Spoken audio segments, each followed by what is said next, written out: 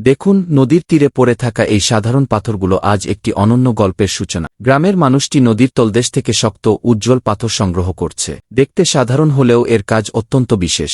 এই পাথরগুলোকে কয়লার আগুনে জ্বলন্ত একটি চুল্লিতে রাখা হয়। তীব্র আঁচে ততক্ষণ পর্যন্ত পোড়ানো হয় যতক্ষণ না এগুলো ভেতর থেকে ভঙ্গুর হয়ে যায়। ঠান্ডা হওয়ার পর পাথরের মুষল দিয়ে এগুলোকে ধীরে ধীরে গুঁড়ো করা হয়। কয়েক ঘন্টার পরিশ্রমের পর এগুলো একটি মিহি সাদা পাউডারে পরিণত হয়। এখন এই পাউডারে কাঠের ছাই এবং কিছু প্রাকৃতিক খনিজ মেশানো হয়। এখান থেকেই তৈরি হয় সেই বিশেষ গ্লেজ, আস্তরণ, যা মাটির পাত্রটিকে তার নিজস্ব পরিচয় দেয়। অন্যদিকে কয়েক মাস ধরে প্রস্তুত করা মাটি কুমোরের চাকের উপর চড়ে কারিগরের হাত ধীরে ধীরে তৈরি করে কোমল চায়ের পেয়ালা। প্রথমবার পোড়ানোর পর এই পাত্রগুলোকে সেই গ্লেজে ডুবানো হয়। নিচে ছোট ছোট ঠেকনা দেওয়া হয় যাতে আগুনের তাপে এগুলো একে অপরের সাথে লেগে না যায়। এবার সময় হলো কাঠের চুল্লিতে পোড়ানোর, যেখানে কয়েকদিন ধরে তীব্র তাপমাত্রায় এগুলো তাদের আসল রূপ ফিরে পায়। সবশেষে নদীর একটি সাধারণ পাথর থেকে জন্ম নেয় আকাশী নীল রঙের এক শান্ত ও নাজুক পোর্সেলিন। প্রকৃতি, আগুন এবং মানুষের দক্ষতা, তিনটি মিলে এমন এক শিল্প রচনা করে যা শতাব্দীর পর শতাব্দী ধরে টিকে থাকে।